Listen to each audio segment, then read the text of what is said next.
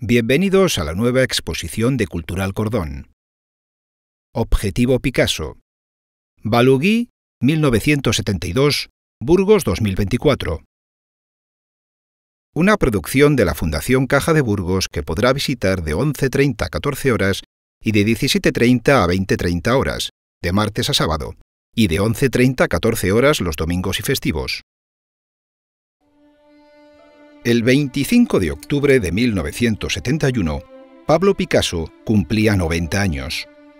La emblemática fecha devolvió su imagen a las portadas de la prensa mundial.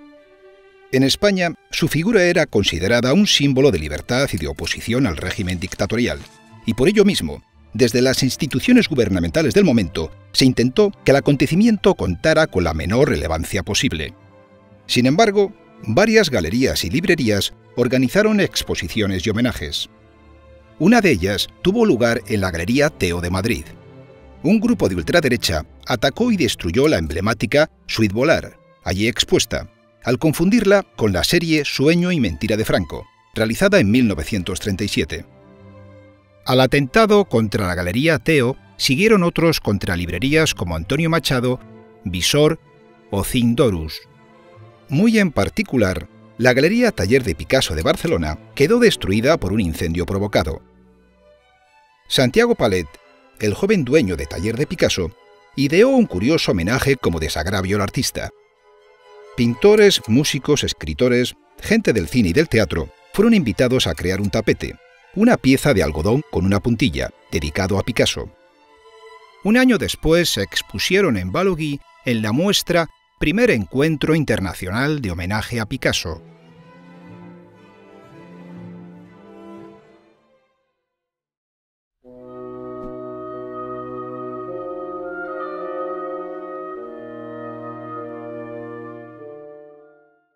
El origen del proyecto, que culminó en Balaguí con la muestra Primer Encuentro Internacional de Homenaje a Picasso, según relata su promotor Santiago Palet, director artístico de la Galería Taller de Picasso, tuvo su origen en el aliento que le transmitió Antoni Tàpies, al considerar que debía realizarse una acción que fuera mucho más allá de una respuesta limitada solo a aquellos artistas e intelectuales significativamente asociados a la izquierda política.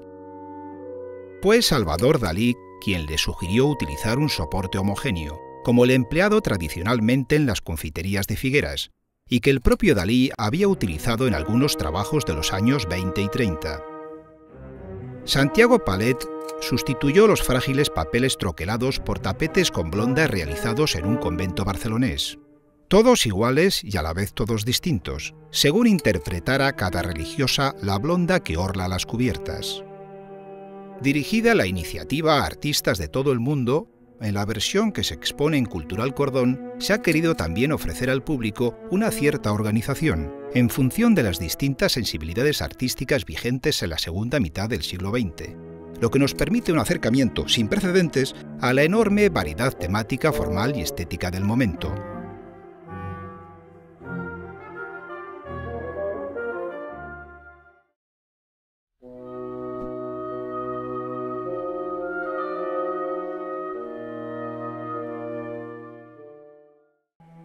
Uno de los colectivos más numerosos que podemos identificar entre los más de 200 autores presentes en la muestra es el de los informalistas y abstractos.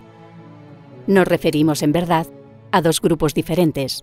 Por un lado, aquellos que emplean materiales ajenos a la tradición pictórica, con preferencia por la acumulación y el volumen, y por otro, aquellos más próximos a la pintura gestual, la improvisación y la experimentación cromática. Entre los primeros podríamos destacar la obra de Antoni Tàpies, uno de los más notorios investigadores de los límites de la pintura, abierto también a las estéticas no occidentales, de Antoni Clavé, cuyos estudios con los aerosoles y el papel arrugado confieren a su obra un aspecto matérico original, y de Manolo Millares y Antonio Saura, ambos adscritos al informalismo y al grupo de vanguardia española El Paso. La obra aportada por Saura fue realizada en un momento en el que el artista había abandonado la pintura, dedicado al grabado y a la escritura, aspectos ambos elocuentes en las dos piezas mostradas en la exposición. Si bien no es posible sintetizar en estas líneas el tributo individual de todos los integrantes del conjunto, significamos la presencia de Hans Hartung, uno de los más reconocidos pintores de la abstracción lírica, de enorme influencia en la generación abstracta norteamericana de los años 60 y 70, de Giuseppe Santomaso, que de su inicial cubismo pasó a una pintura caracterizada por el uso de la luz como elemento constructivo de la composición, y de Piero Doraccio, activo militante en la transcripción de los fenómenos luminosos, casi en el límite con la abstracción geométrica.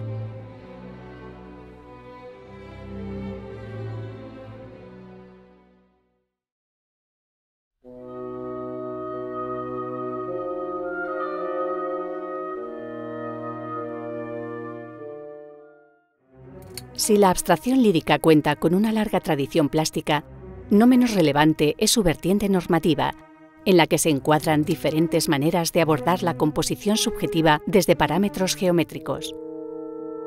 Por ello, son numerosas las corrientes que subyacen bajo este paraguas genérico, desde el suprematismo y el neoplasticismo a la cinética y el arte óptico, pasando por las creaciones de base matemática cimentadas en la repetición y el cálculo. Manuel Barbadillo es, precisamente, uno de los artistas más relevantes en este campo. Su abstracción geométrica se basa en el lenguaje binario y en la combinación de formas elementales, muy en particular tras su participación en el influyente seminario de generación automática de formas plásticas del Centro de Cálculo de la Universidad de Madrid, que tanta trascendencia tuvo en el arte español de los años 70. En un plano diferente puede situarse la obra aportada por Joan Hernández Pijuán, con sus característicos campos planos alterados por elementos solitarios, confeccionada solo unos años antes de su regreso al informalismo, en los años 80. En este ámbito encontramos realizaciones de artistas como José María Iturralde, Premio Nacional de Artes Plásticas en 2020, con una obra alejada de su práctica habitual, de Manuel Ángeles Ortiz, cercana al cubismo lírico que tanto reconocimiento le brindó durante su exilio parisino, o de Eusebio Sempere, quizá el artista español que de modo más decidido combinó cinética, arte óptico y luz.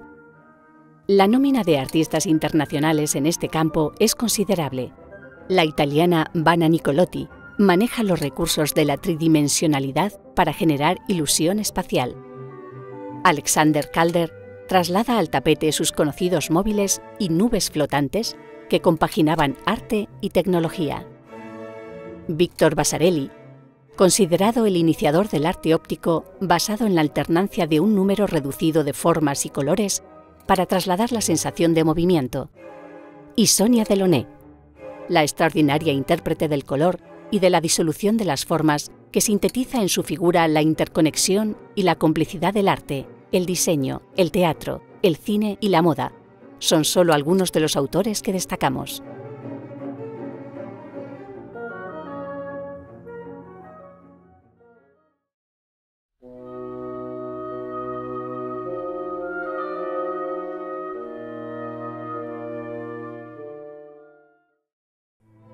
Al agrupar en diferentes secciones los artistas y las obras que formaron parte de la exposición en Valory, comprobamos que una de las menos densas era la formada por los creadores cercanos, en 1972, al surrealismo. Si en los años 30 en España era en la práctica imposible que un artista no se sintiera próximo al movimiento, el mismo Picasso militó fugazmente en sus filas, y en los años 40, tras la Segunda Guerra Mundial, conoció una segunda edad de oro. Décadas más tarde, solo los supervivientes de ambos episodios, con algunas excelentes excepciones, mantenían el pulso de una de las corrientes más fértiles de la historia del arte. Sin embargo, el surrealismo estaba lejos de desaparecer, pues, como sus miembros reclaman, su propuesta es un método de análisis y una forma de dirigirse al mundo, muy lejos de un estilo o una práctica. De algún modo, toda la propuesta que dio origen a la exposición de Valory es un acto surrealista. Dalí propuso recurrir a los papeles con blonda de las confiterías que él utilizara en los años 20 y 30.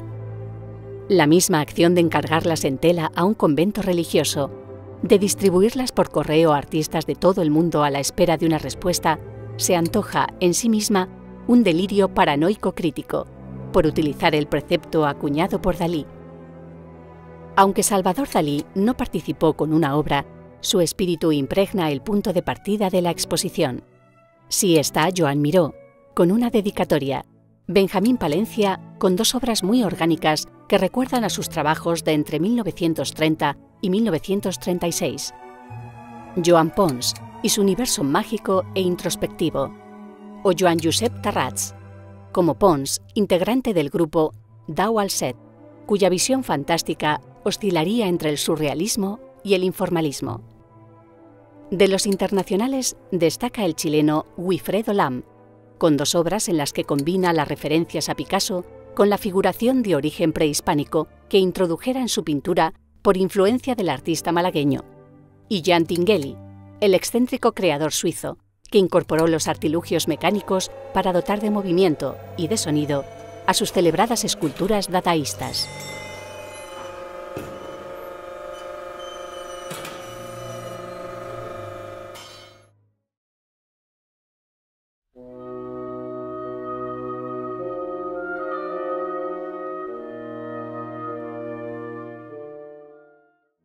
La acción exterior del Gobierno de España durante el franquismo utilizó el arte como carta de presentación internacional.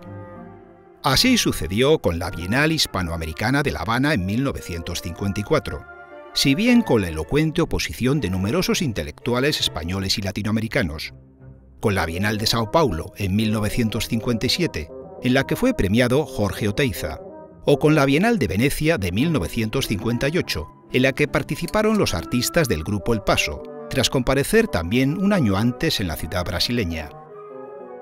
Picasso era un objetivo prioritario para el régimen. Acercarse a él resultaba imprescindible para trascender una imagen de normalidad y modernidad ante el mundo.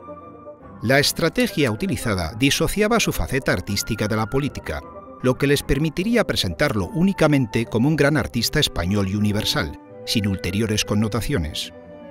En 1963 se inauguró el Museo Picasso de Barcelona, a partir de la colección de Jaume Sabartés, amigo y secretario de Picasso, junto a donaciones del propio artista, en lo que parecía ser la puerta de entrada a una moderada conciliación.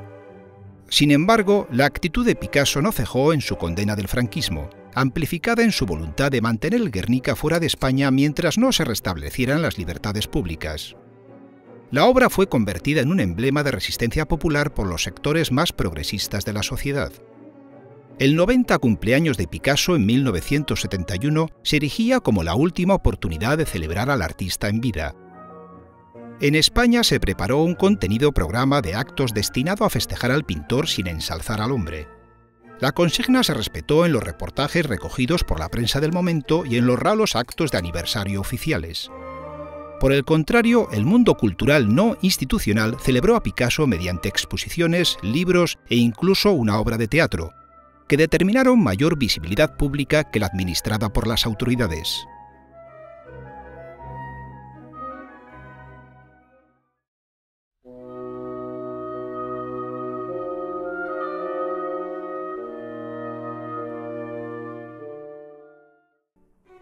Es esta una sección ambigua. La mayor parte de los artistas que figuran en ella podrían haber sido adscritos a cualquiera de las restantes. Sin embargo, se ha preferido concentrar aquí aquellos en los que su relación con la imagen bidimensional para transmitir un mensaje directo es notoria. No solo los que dedicaron parte de su carrera a la ilustración, el diseño o la publicidad, sino también cuantos incorporaron a su trabajo recursos procedentes de las artes gráficas, bien por elección, bien por reivindicación de lo que en su día fue considerado un subproducto cultural. En España, el equipo Crónica, formado por Manolo Valdés y Rafael Solbes, fue, junto con el equipo Realidad, el defensor de una representación figurativa crítica, significada y fácilmente asimilable a la estética pop. La mayor parte de sus trabajos estaban también comprometidos políticamente, por lo que las dos obras realizadas para la exposición destilan implicación y complicidad con Picasso. Algo similar sucede con Cés, Francesc Vila, el activo humorista gráfico que durante décadas publicó en infinidad de medios españoles sus chistes sin palabras, o con el siciliano Pipo Spinocchia. Más cercanos al dibujo puro, con derivaciones hacia la estampa y el grabado, deben reseñarse Manuel Alcorlo, José Hernández Quero y Luis Rey Polo, conocido más por sus grandes esculturas y murales públicos, o Enrius, Enrique Cabestany, cuyas ilustraciones acompañaron numerosos artículos en el diario El País.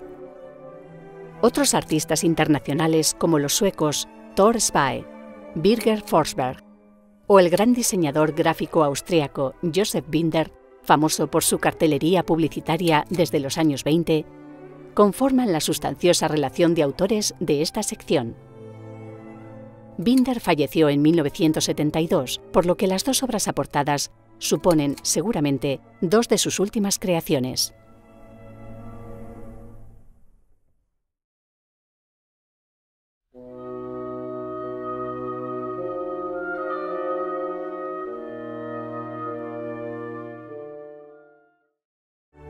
Bajo este esquivo epígrafe se incluyen una serie de artistas que, bien por su peripecia vital, por su compromiso político o por situar su quehacer artístico en los márgenes de los planteamientos más fácilmente asimilables, no resultan de sencilla clasificación. Algunos tuvieron después una evolución que facilitó su desembarco comercial, otros, en cambio, permanecieron siempre fieles a una plástica inusual y a contracorriente. Uno de estos casos es el de Amable Arias, quizá uno de los artistas más relevantes y menos conocidos de la comunidad de Castilla y León. Pintura, ensayo, poesía o la investigación sonora formaron parte de su acervo. Su muy precaria salud y una vida de enormes privaciones, siempre presidida por su militancia antifranquista y por una desbordante actividad artística desarrollada con urgencia, sabedor de su prematura muerte, bien merecen ser consignadas en estas líneas. Arcadio Blasco es quizá el principal precursor de la incorporación de la alfarería, la cerámica y el vitral en el arte contemporáneo español. Como precursor fue también Lugán, Luis García Núñez, con la incorporación de la máquina, la electromecánica y el juego para hacer partícipe al espectador de un arte caracterizado por el movimiento, la luz y el color. En otro territorio muy diferente se desenvolvía Juan Genovés en los años 70. Su pintura de entonces se identifica con la acción política, habiéndose convertido en un emblema de la transición española.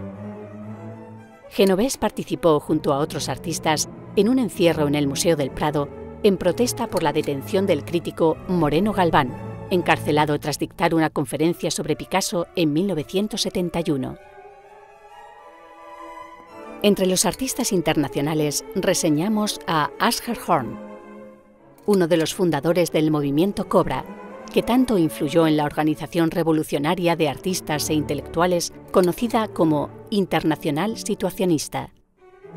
Al alemán Manfred Mohr, pionero del arte digital al utilizar algoritmos informáticos en la composición plástica y sonora de sus obras desde un ya lejano 1968, y al milanés Cioni Carpi, polifacético e inclasificable artista que se desenvolvió en el cine, el teatro, la música, la fotografía y la pintura de vanguardia, además de implicarse en la persecución de criminales de guerra nazis, causantes de la desaparición de su hermano.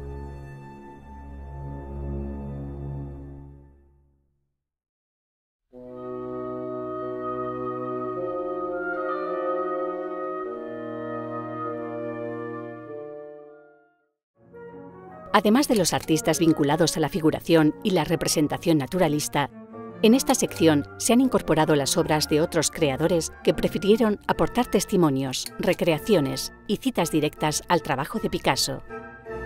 Es el caso de artistas como Giacomo Manzù, reconocido escultor y escenógrafo italiano, del italo-libanés Mario Schifano, pintor, cineasta y músico de rock, de Josep Maria Subirats, escultor cuya amplísima trayectoria va mucho más allá de su crucial aportación en la conclusión de la Sagrada Familia de Barcelona, de Miguel San Román, que en los primeros años 70 aún no se había decantado por su fértil etapa abstracta, o de César Baldacchini, el artista francés identificado con el nuevo realismo, autor de las conocidas esculturas de compresiones y prensados de automóviles y de expansiones de materiales mediante el empleo de plásticos líquidos.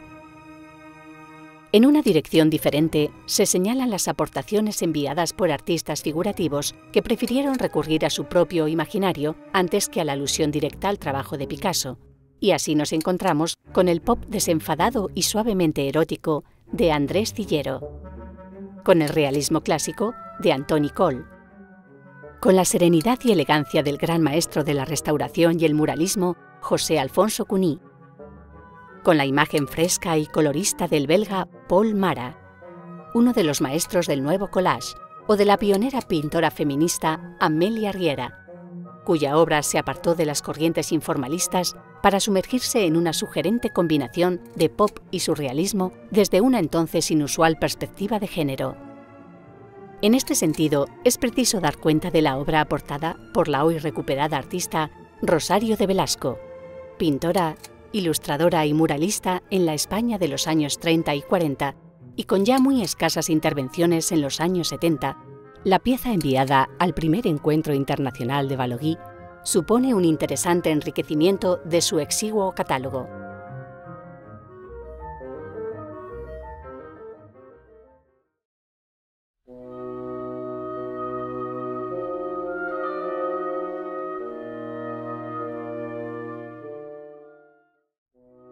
La representación subjetiva de la realidad, un punto distorsionada y más cercana a la emotividad y la traslación de los sentimientos, constituye una de las raíces del arte de vanguardia desde comienzos del siglo XX.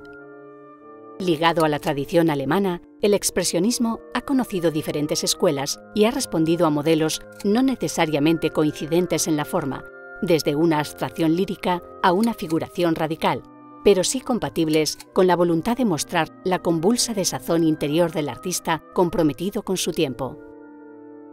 No es de extrañar, por tanto, que el expresionismo se vincule con el existencialismo filosófico y que responda al abatimiento intelectual que las diferentes crisis sociales y políticas y las dos guerras mundiales provocaron en Europa. En ese contexto puede ser incluido Will Faber, artista alemán que abandonara su país por el nazismo y desarrollara parte de su carrera en España, o el belga Pierre Alechinsky, quien, tras su paso por el grupo Cobra, recurrió a menudo a la caligrafía y a un dibujo cercano a la viñeta de cómic. Otros artistas internacionales, como el también belga Raoul Chanet, transitaron por el expresionismo antes de decantarse por el realismo mágico que tanto éxito le confiriera después. El cubano Guido Ginás, quizá el más destacado pintor abstracto de la isla y autor de una prolífica obra mural de formas geometrizantes y angulosas, o el argentino-brasileño Juan José Balsi, con sus figuras esenciales y vigorosas. Entre los españoles, Francisco Barón practicó una escultura que combinó expresionismo y constructivismo, con piezas en ocasiones combinatorias y mecánicas, o Josep Guinovart, conocido por sus abstracciones matéricas, pero que a comienzos de los años 70 inicia una etapa de profunda introspección personal, influida por su toma de contacto con la cultura plástica de Sudamérica. En la relación de este capítulo no puede faltar la mención al malogrado artista aragonés Víctor Mira. Con una carrera forjada en parte en Alemania, su iconografía refería una representación figurativa de seres aislados, trascendentes e incomunicados. Un misticismo y una soledad sobrecogedora que Víctor Mira trasladó a su propia vida. Tras el incendio de su casa-taller, en la que se perdió una parte fundamental de su obra, Mira se quitó la vida en Múnich en 2003.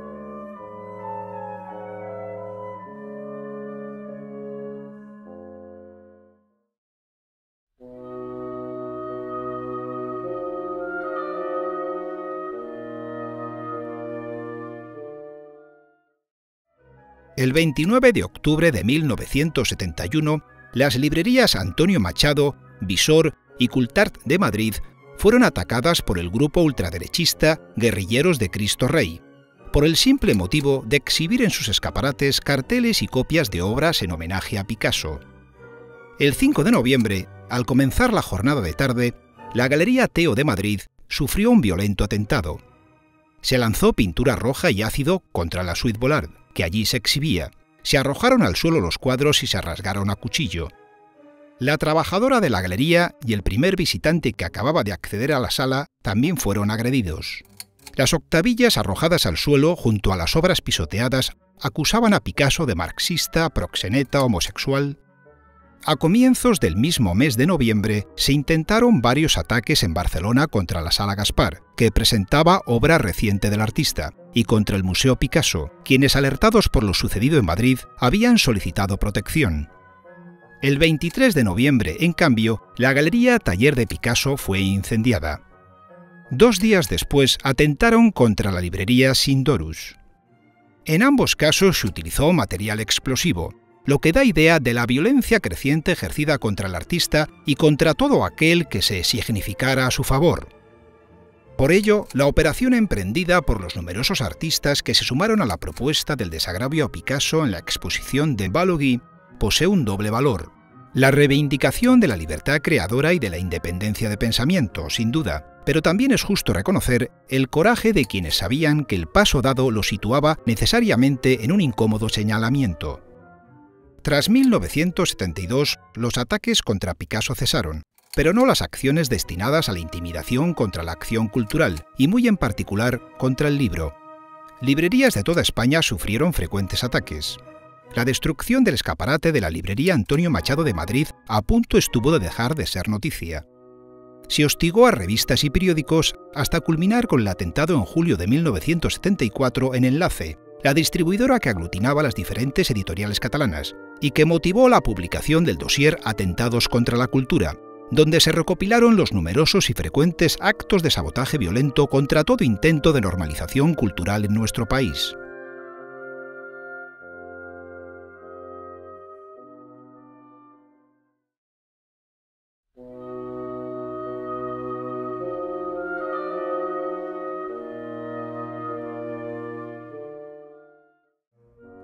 La convocatoria cursada por Santiago Palet para responder al señalamiento de Picasso como objetivo político y de lo que su arte representaba, encontró un amplio eco entre los creadores no plásticos. Poetas, dramaturgos, actores, filólogos y músicos compusieron algunas obras plenas de belleza y singularidad. Una de las aportaciones más destacadas fue la de Rafael Alberti, con 4 obras de las que la exposición muestra 2, y que fueron publicadas en su día en la Gazzetta dell'Arte. Alberti, sobre todo en su primera juventud, mostró gran interés por la pintura. Tanto es así que durante su bachillerato en Madrid prefirió acudir al Prado como copista. Más tarde se interesó por el cubismo y el surrealismo, poblando sus papeles y lienzos de seres fantásticos y formas alargadas, caracterizadas por el trazo lineal, con frecuencia doble, y la alegría cromática. Joan Brossa, el gran representante de la poesía visual, además de un tapete, realizó un collage en papel. Pablo Neruda acompañó sus dedicatorias de unos sencillos grafismos. Camilo José Cela, Antonio Buero Vallejo o el crítico teatral Alfredo Marquirie se animaron a incorporar dibujos espontáneos. El músico de vanguardia Luis de Pablo incluyó un gráfico de una de sus composiciones.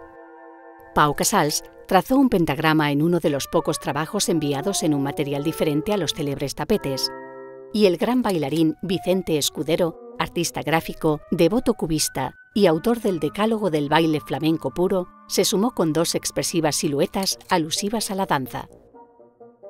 No pueden dejar de señalarse algunas particularidades, como la carta autógrafa de Agatha Christie, quien se disculpa por no usar las blondas y manifiesta su discrepancia con la acción de homenaje al entender que solo servía para dar publicidad a los atacantes. O la participación de José María Pemán, uno de los intelectuales más cercanos al régimen franquista, quien escribió en su tapete un mensaje de admiración y, al parecer, contribuyó de manera directa a la celebración de la exposición en Balaguer, para más tarde facilitar el retorno a España de las obras. Toda esta empresa, en parte homenaje, en parte reivindicación, se proyecta en la intersección entre las prácticas artísticas, las ideologías estéticas y las dinámicas sociopolíticas, en un momento en el que la cultura fue un motor de transformación social, en palabras de Nadia Hernández Enche, comisaria científica de la exposición mostrada en Burgos, quien prosigue: es significativo de la fractura entre la superestructura franquista y la realidad social del país, de cómo la experiencia artística fue un medio eficaz para la acción opositora y de cómo la figura de Picasso actuó como aglutinante de esta voluntad de cambio.